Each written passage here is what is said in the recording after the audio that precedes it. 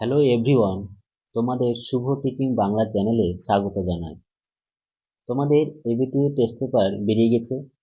যারা এখনো সংগ্রহ করনি তারা তাড়াতাড়ি সংগ্রহ করে নাও, কারণ আবার স্কুল থেকে যে টেস্ট পেপার দেওয়া হবে সেই টেস্ট পেপার যদি তোমরা হাতে পেয়ে যাও তাহলে সেটাও কিন্তু তোমাদের সমাধান করতে হবে। তাই তোমাদের হাতে খুবই অল্প সময়। আজকে আলোচনা করব এবিটি টেস্ট পেপারের পেজ 89 89 পাতার এসএকিউ, সম্পূর্ণ এসএকিউ সমাধান। আর এর আগের যে দুটো পেজ, সেই দুটো পেজের আলোচনা হয়ে গেছে। যদি দেখে না থাকো তাহলে ডেসক্রিপশন বক্সে দেওয়া লিঙ্কে গিয়ে দেখে নিবে। প্রথম প্রশ্ন হচ্ছে, পৃথিবীতে এমন অলৌকিক ঘটনাও ঘটে। অলৌকিক ঘটনাটি কি? পত্রিকায় ছাপার অক্ষরে প্রকাশিত তপনের গল্প হাজার হাজার ছেলের হাতে ঘুরবে, এই ঘটনাকে অলৌকিক বলা হয়েছে। দ্বিতীয় প্রশ্ন হচ্ছে, বাইজির ছদ্মবেশে হরিদার রোজগার কত হয়েছিল? বহুরূপী গল্পে বাইজির ছদ্মবেশে হরিদার রোজগার হয়েছিল মোট 8 টাকা 10 আনা। 3 নম্বর প্রশ্ন হচ্ছে, অপূর্ব রাজি হইয়াছিল। কোন কথায় অপূর্ব রাজি হয়েছিল? রামদাসের স্ত্রী একদিন অপূর্বকে অনুরোধ করেছিল যে যতদিন অপূর্বর মা কিংবা বাড়ির আর কোনো আত্মীয়া এদেশে এসে বাসার উপযুক্ত ব্যবস্থা না করছে ততদিন তার হাতেই যৎ সামান্য মিষ্টান্ন তাকে প্রতিদিন গ্রহণ করতে হবে। এই অনুরোধে অপূর্ব রাজি হয়েছিল। তারপর নেক্সট 4 নম্বর প্রশ্ন, নদীকে এইভাবে ভালোবাসিবার একটা কৈফিয়ত নদের চাঁদ দিতে পারে, কৈফিয়তটি কি? নদের চাঁদের নদীর প্রতি আকর্ষণ শিশুসুলভ পাগলামি হলেও এর পিছনে তার একটা নিজস্ব যুক্তি ছিল, যাকে কৈফিয়তও বলা যায়, কারণ তার জন্ম ও বেড়ে ওঠা নদীর ধারেই, তাই তার নদীর প্রতি এই ভালোবাসা বাল্যকাল থেকেই। 5 নম্বর প্রশ্ন হচ্ছে, ইসাবের মেজাজ চড়ে গেল। ইসাবের মেজাজ চড়ে গেল কেন? বন্ধু অমৃতকে কালিয়া যখন জোর করে কুস্তির ছলে খোলা মাঠে ছুঁড়ে ফেলেছিল এবং ছেলের দল আনন্দে চেঁচিয়ে উঠল, তখন তা দেখে ইসাবের মেজাজ চড়ে গিয়েছিল। এবার 2-2। 1 নম্বর প্রশ্ন হচ্ছে কবিতা অংশ থেকে, সিন্ধু পারের সিংহদ্বারে ধমক হেনে ভাঙল আগুন। সিন্ধু পারের সিংহদ্বার বলতে কি বোঝানো হয়েছে? কাজী নজরুল ইসলামের প্রলয় উল্লাস কবিতার আলোচ্য অংশে সিন্ধু পারের সিংহদ্বার বলতে সমুদ্র পারের আন্দামানের সেলুলার জেলের প্রবেশপথকে বোঝানো হয়েছে। 2 নম্বর প্রশ্ন হচ্ছে, অস্ত্রের বিরুদ্ধে গান কবিতায় কবি হাত নাড়িয়ে কি তাড়ান? অস্ত্রের বিরুদ্ধে গান কবিতায় কবি হাত নাড়িয়ে বুলেট তাড়ান। তৃতীয় প্রশ্ন 3 নম্বর, প্রদোষকাল ঝঞ্ঝা বাতাসে রুদ্ধশ্বাস। প্রদোষকাল শব্দের অর্থ কি? প্রদোষকাল শব্দের অর্থ সন্ধ্যাকাল বা দিনের অন্তিম সময়। 4 নম্বর প্রশ্ন হচ্ছে, তারপর যুদ্ধ এলো। যুদ্ধ কিভাবে এলো? কবি পাবলো নেরুদা রচিত অসুখী একজন কবিতায় রক্তের এক আগ্নেয় পাহাড়ের মতো যুদ্ধ এসেছিল। 5 নম্বর প্রশ্ন হচ্ছে, চিরচুম্বী অম্বুরাশি সুতা উত্তরিলা। অম্বুরাশি সুতা বলতে কাকে বোঝানো হয়েছে? অম্বুরাশি সুতা বলতে দেবী লক্ষ্মীকে বোঝানো হয়েছে। 2-3।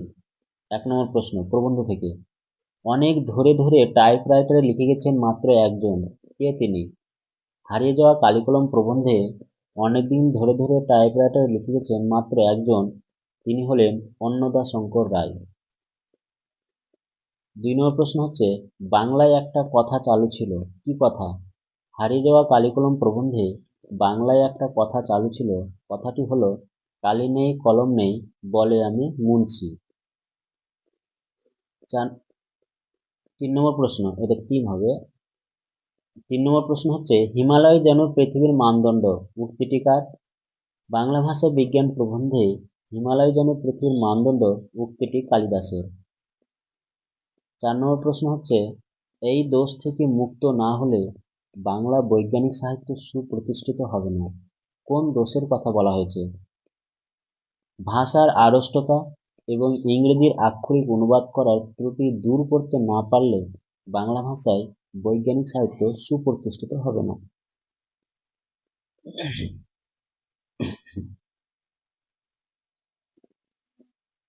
এবার ব্যাকরণ অংশ 2-4। সমধাতুজ কর্ম বলতে কি বোঝো? বাক্যের ক্রিয়াপদটি যে ধাতু থেকে উৎপন্ন, যদি কর্মটি সেই ধাতু থেকেই উৎপন্ন হয়, তাহলে সেই ক্রিয়াপদের কর্মকে সমধাতুজ কর্ম বলে। যেমন অসীম স্নেহের হাসি হাসছেন বসে, এখানে হাসি হচ্ছে সমধাতুজ কর্ম। এই হাস ধাতু থেকে হাসি এবং হাসছেন দুটোই ক্রিয়া সৃষ্টি হয়েছে। এরপর নেক্সট, সম্বন্ধপদ কারক নয় কেন? সম্বন্ধপদের সঙ্গে ক্রিয়াপদের সরাসরি সম্পর্ক থাকে না, অন্য পদের সঙ্গে সম্পর্ক থাকে। এই কারণেই সম্বন্ধপদ অকারক, কারক নয়। 3 নম্বর প্রশ্ন হচ্ছে, বহুব্রীহি শব্দের অর্থ কি? বহুব্রীহি শব্দটির অর্থ হলো বহুব্রীহি যার, অর্থাৎ অনেক ধান আছে যার। 4 নম্বর প্রশ্ন হচ্ছে, সন্ধি ও সমাসের মধ্যে একটি পার্থক্য লেখো। সন্ধিতে পরস্পর সন্নিহিত দুটি ধ্বনির লেখ্য বর্ণের মিলন ঘটে, অপরপক্ষে সমাসে অর্থ সম্পর্কযুক্ত 2 বা ততোধিক পদের মিলন ঘটে। 5 নম্বর প্রশ্ন, বাক্য নির্মাণের শর্ত কয়টি ও কি কি? বাক্য নির্মাণের শর্ত হলো 3টি: আকাঙ্ক্ষা, যোগ্যতা এবং আসক্তি। এখানে একটা জিনিস খেয়াল করবে যে বাক্য নির্মাণের যে শর্ত, যে 3টি শর্ত রয়েছে, সেই শর্ত বানান কিন্তু ভালো করে খেয়াল করবে। 6 নম্বর প্রশ্ন হচ্ছে, অমৃতের জবাব আমাকে বদলে দিয়েছে, জটিল বাক্যে রূপান্তর করো। যা আমাকে বদলে দিয়েছে তা অমৃতের জবাব। 7 নম্বর প্রশ্ন হচ্ছে, সে কোনো উত্তর দিল না, অস্তার্থক বাক্যে রূপান্তর করো। সে নিরুত্তর রইল। 8 নম্বর প্রশ্ন হচ্ছে, কর্মকর্তৃ বাচ্চার একটি উদাহরণ দাও। বাঁশি বাজে।